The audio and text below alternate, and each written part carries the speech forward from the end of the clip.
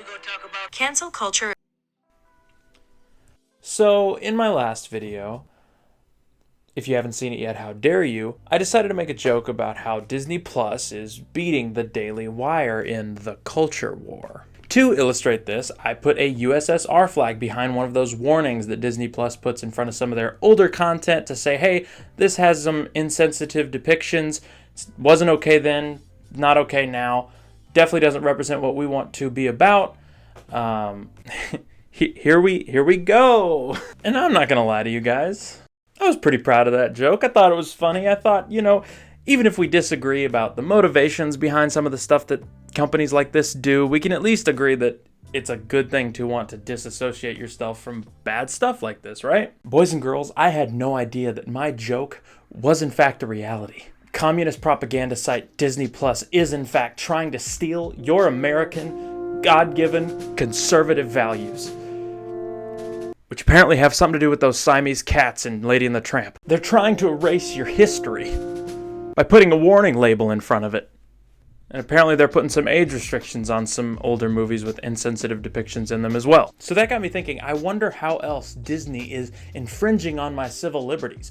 One of which, of course, is to be able to watch Dumbo without having to think about the stereotype that the crows are a caricature of. I believe that's in the Constitution. So I looked up what other things has Disney done in terms of censorship as it relates to posting movies and TV shows on Disney Plus.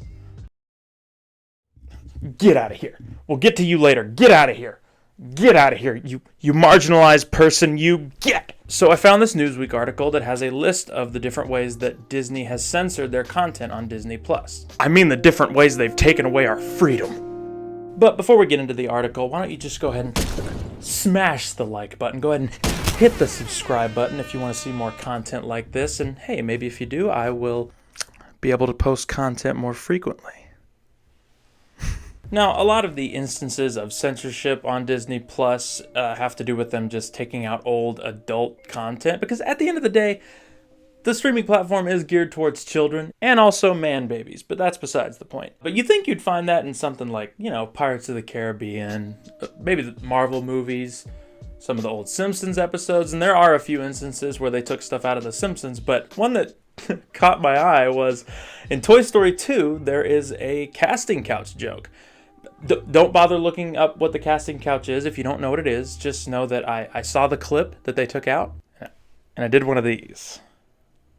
And then I guess there was this scene that was altered in Lilo and Stitch where Lilo goes and hides in a washing machine. They changed it to her crawling into a cabinet and covering herself with a pizza box. This is, of course, part of the age-old liberal agenda to not encourage kids to crawl into appliances.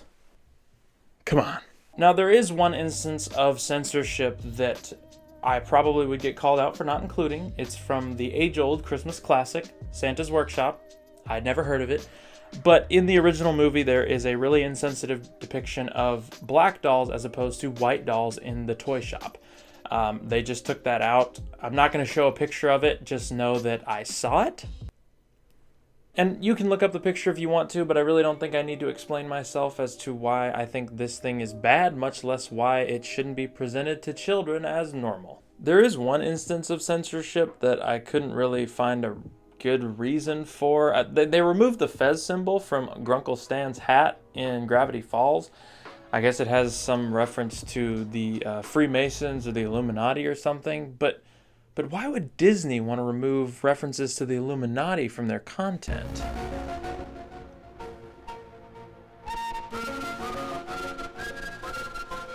Yeah, I wore the shirt for that joke. But seriously, Gravity Falls has so many references to the Illuminati in it, and as someone who watched the show as it was coming out, all the hidden messages and stuff like that is one of the big things that makes the show interesting. So to take this out just feels stupid, but I'm sure, if somebody has a counter argument for what I'm presenting here, please put it in the comments.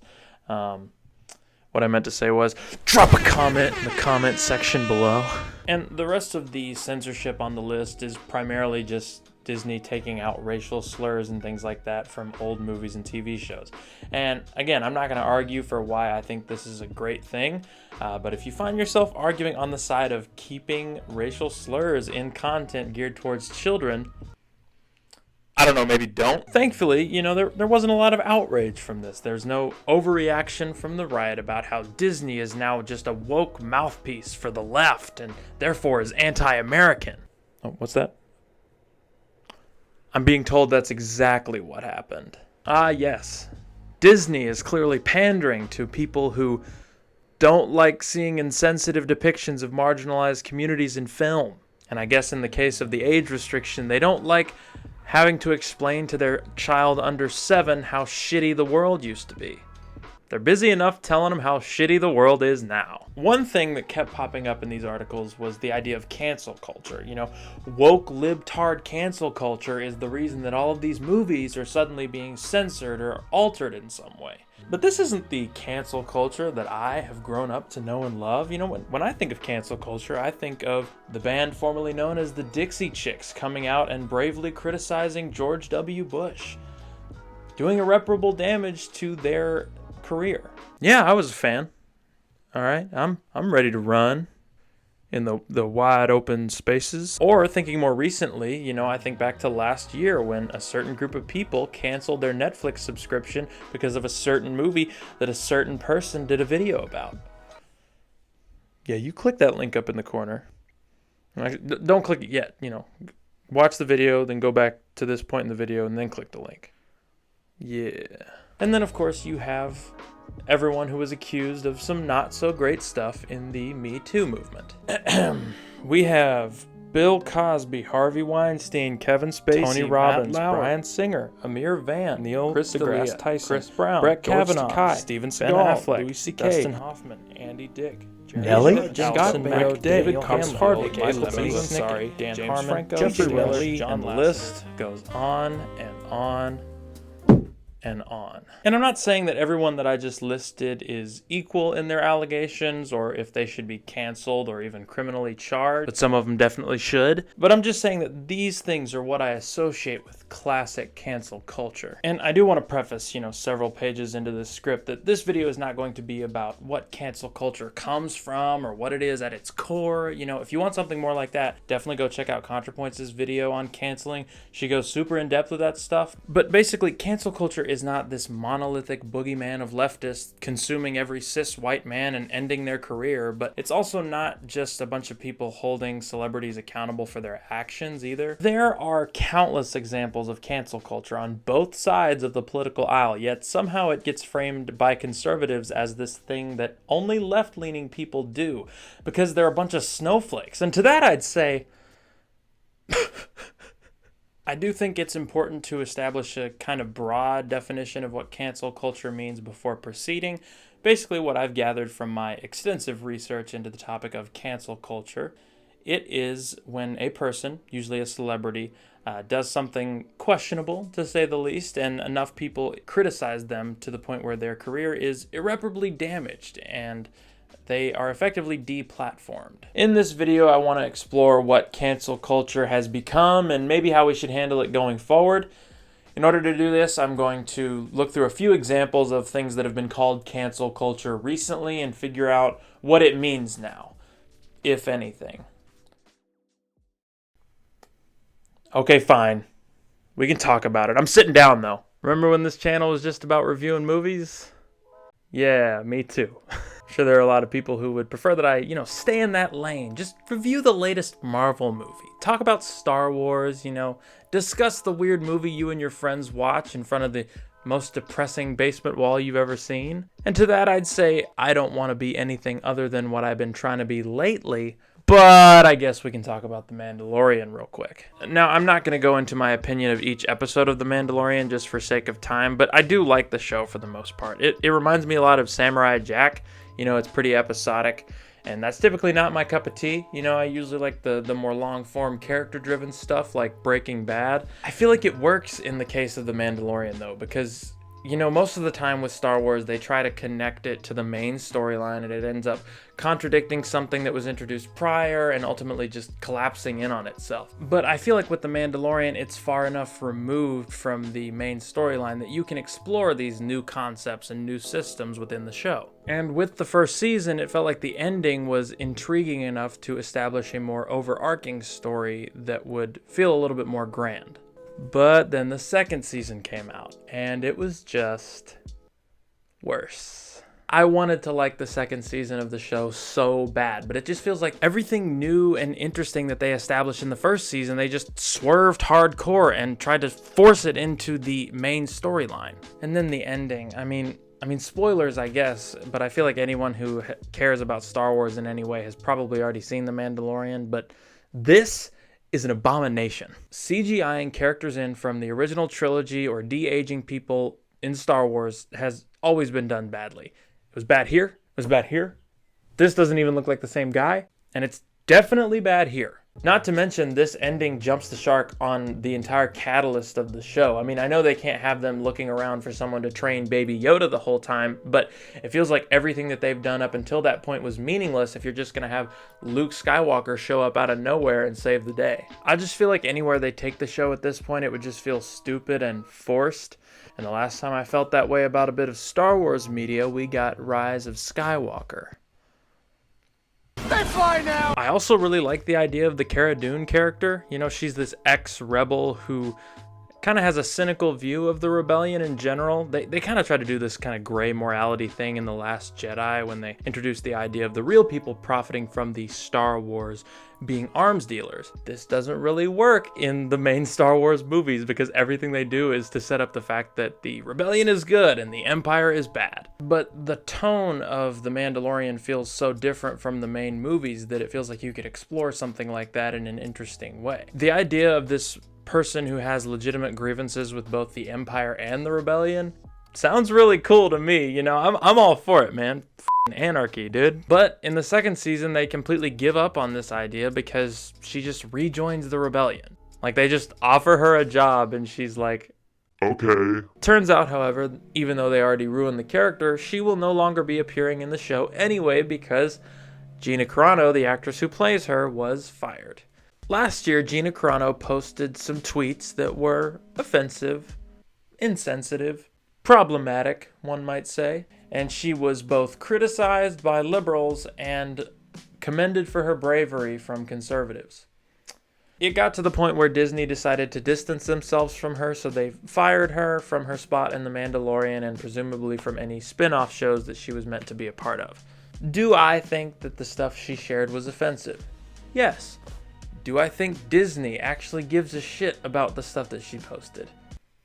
No. Was this ultimately just a performative gesture on the side of Disney to maintain their multimedia monopoly in a flawed capitalist structure? You bet your Atlantic Avenue ass it was. But let's go over what actually happened, because according to conservatives and even some liberals, Disney just didn't like the fact that she was conservative, so they fired her. It's also important to understand the history of this situation, because the same people who were originally criticizing The Mandalorian for being too woke and having a liberal agenda and putting strong female characters in their show, which we all know is pure evil, are the same people now holding her up as a hero and some kind of conservative martyr. I think a lot of people know about the post that was kind of the straw that broke the camel's back, but it's important to understand that there were multiple social media posts that sort of led up to Carano getting the boot. The first one I want to look at is this post, because I think it is the most debatable one of her posts. You know, just from face value, it may be that she's saying that we need to rise up and seize the means of production from the rich, which is why I work for Disney Plus. But judging by the posts that followed, I think it's safe to say there was a little more going on in this post. Now, I'm not going to say anything for certain, but given the context of all of her questionable posts, it does seem like this post is referencing an anti-Semitic stereotype of a elite cabal of Jewish people at the top controlling everything. And not to mention, the original mural that the meme is clearly in reference to is a little bit less subtle. And she also said a whole host of some transphobic and anti-BLM protest stuff on her Twitter account as well. Not to say that she can't have her own opinion on that sort of thing, but you would think that after the first time she got called out for her shitty take, she might have some reflection. Not to mention the COVID truther anti-masker content she posted as well, which is of course super helpful and constructive in a pandemic where people are dying by the thousands every day. Great job. This actually got to the point where her Mandalorian co-stars posted some pretty passive-aggressive stuff on their Twitters in response. She got a lot of backlash for these posts, and really there are 3 different ways for celebrities to handle negative feedback like this. You know, of course, option 1 is to take in the criticism being leveled against you, trying to understand why what you're doing might be offensive or harmful, and try and learn from that going forward. Another option, of course, is just to reject the criticism and just say that anyone who disagrees with you is just a dirty hater. The third option, of course, is to double down on the offensive content that you post. Or I guess there is a fourth option, which is to just do option 2 and 3, which is what Gina did. So her anti-woke crusade sort of culminated in a now deleted post where Gina Carano compared U.S. conservatives and presumably herself to Jewish people in Nazi Germany. I don't think I need to explain to you why this is bad. Like, if you think this is a fair comparison to make, you probably didn't watch that far into the video anyway. So a few weeks after she posted this, a person from Disney gave a statement saying that she had in fact been fired from The Mandalorian and would no longer be affiliated with Disney in any way. Now, a lot of people, of course, have pointed out that this is hypocritical, that there are a lot of actors within Disney who've done problematic things and seen no repercussions for it. Isn't that wrong, Cameron? Shouldn't those people see punishment as well, or are you only interested in deplatforming conservatives? That's not a secret I'll never tell. In all seriousness, yeah, there are Disney stars who've done problematic stuff and haven't seen nearly this type of backlash. For example, Letitia Wright posted some conspiracy video about the COVID vaccine. Great job! I think the difference with Gina Carano was not that she postured herself as a conservative, but that she just did not let up, and she continues to post offensive stuff like this to this day. So it just got to a boiling point where Disney could no longer be associated with her publicly. Now, is this some hypocritical bullshit? Of course. But the question for the sake of this video is, was Gina Carano canceled? And according to Gina herself, conservatives, her several million followers between Twitter and Instagram, The Quartering, and every conservative news outlet on the planet, yes. But actually, no. After the incident, Gina Carano announced that she'd signed a major acting deal with the Daily Wire's streaming service. Now, granted, it's not as much exposure as being a part of Disney, but the people who watch her on Daily Wire are going to be a lot more motivated to support her than the people who are just casually watching on Disney+. Now, I'm genuinely not saying that she used this situation and exploited it to her own benefit, although she'd probably be within her rights to do that. But I am saying that no matter how you slice it, Gina Carano was not canceled.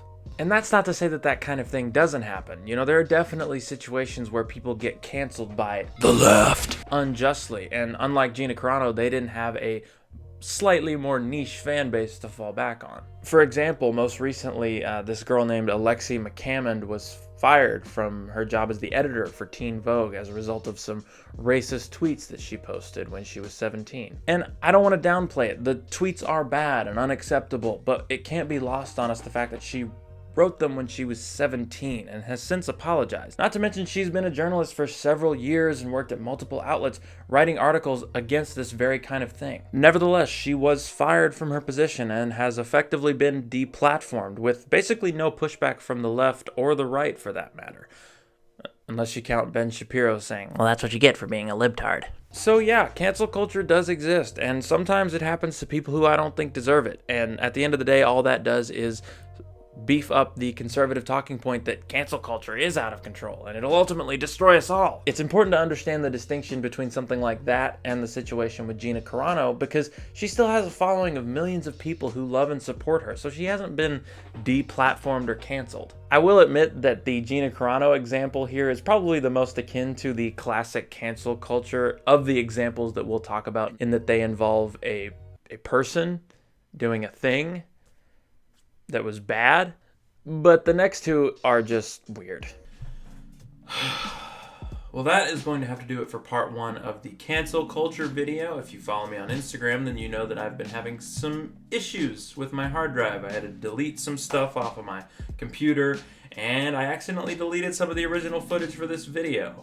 And if you don't follow me on Instagram, freaking cringe, bro. Follow me on Instagram at cam_hug. But yeah, I had to do some reshoots for this video. That is why there are some continuity errors. And you may be saying to yourself, why didn't you just wear the same pants? Because I like those pants, all right? Those new Carhartt pants. Did you know that Carhartt has a patent on that color of brown? Those pants are great. I look fine as hell.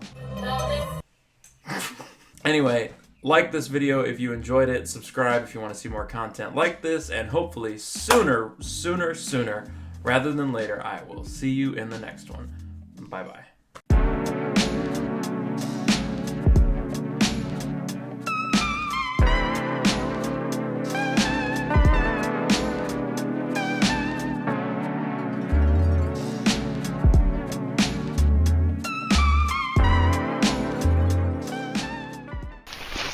This is good stuff.